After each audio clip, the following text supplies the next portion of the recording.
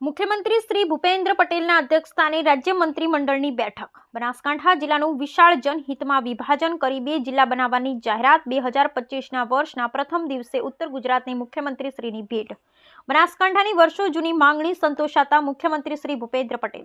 હાલના બનાસકાંઠા જિલ્લાના 14 તાલુકામાંથી 8 તાલુકાઓ, 4 નગરપાલિકાઓનો નવા બનનાર વાવ થરાદ જિલ્લામાં સમાવેશ કરાશે. નવા વાવ થરાદ જિલ્લાનું મુખ્ય મથક થરાદ રહેશે. મુખ્યમંત્રી શ્રી ભૂપેન્દ્ર પટેલની અધ્યક્ષતામાં મળેલી રાજ્ય મંત્રીમંડળની બેઠકમાં ઉત્તર ગુજરાતને 2025ના વર્ષના પ્રથમ દિવસે નવા જિલ્લાની ભેટ સ્વરૂપે બનાસકાંઠા જિલ્લાનું વિભાજન કરી 2 જિલ્લા બનાવવાની જાહેરાત કરવામાં આવી હતી. મુખ્યમંત્રી ભૂપેન્દ્ર પટેલે બનાસકાંઠા જિલ્લાની વિવિધ પદાધિકારીશ્રીઓ અને પ્રજાજનોની વર્ષો જૂની માંગણી સકારાત્મક પ્રતિસાદ સાથે સંતોષતા હાલના બનાસકાંઠા જિલ્લામાંથી નવો વાવ થરાદ જિલ્લો બનાવવાની જાહેરાત કરી છે.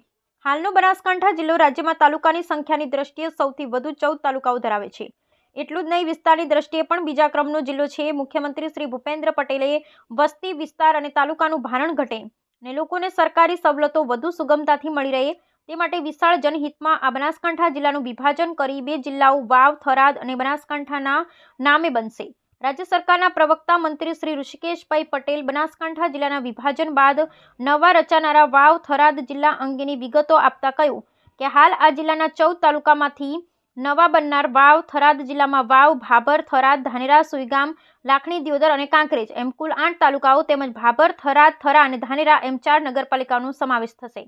બનાસકાંઠા જિલ્લામાં બાકીના 6 તાલુકામાં પાલનપુર, દાંતા, અમીરગઢ, દાંતીવાડા, વડગામ અને ડીસા એમ કુલ 6 તાલુકા તેમજ પાલનપુર અને ડીસા એમ 2 નગરપાલિકાઓનો સમાવેશ થશે.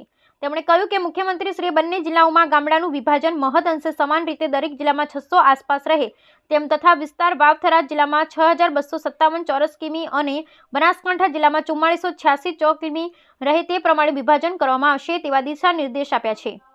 મુખ્યમંત્રી શ્રી ભૂપેન્દ્ર પટેલે બનાસકાંઠા વિસ્તારના પ્રજાજનોને વહીવટી, ભૌગોલિક, આર્થિક વગેરે બાબતે વધુ સુગમતા રહે તે આશયથી બનાસકાંઠા જિલ્લાનું મુખ્ય મથક પાલનપુર અને વાવ થરાદ જિલ્લાનું મુખ્ય મથક થરાદ રાખવાનું નક્કી કર્યું છે.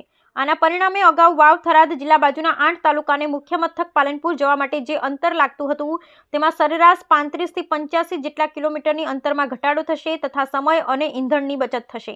આ 2 નવા જિલ્લાઓના સર્જનથી સરકાર તરફથી મળતું ભંડોળ ગ્રાન્ટમાં વધારો થશે, જેથી બનાસકાંઠાની જનતાની માળખાકીય અને માનવ વિકાસ સુવિધાઓમાં વધારો થશે તેમ જણાવતા પ્રવક્તા મંત્રીશ્રીએ કહ્યું કે હવે આ નવા બનનારા વાવ થરાદ જિલ્લા સાથે રાજ્યના કુલ જિલ્લાઓની સંખ્યા 34 થશે.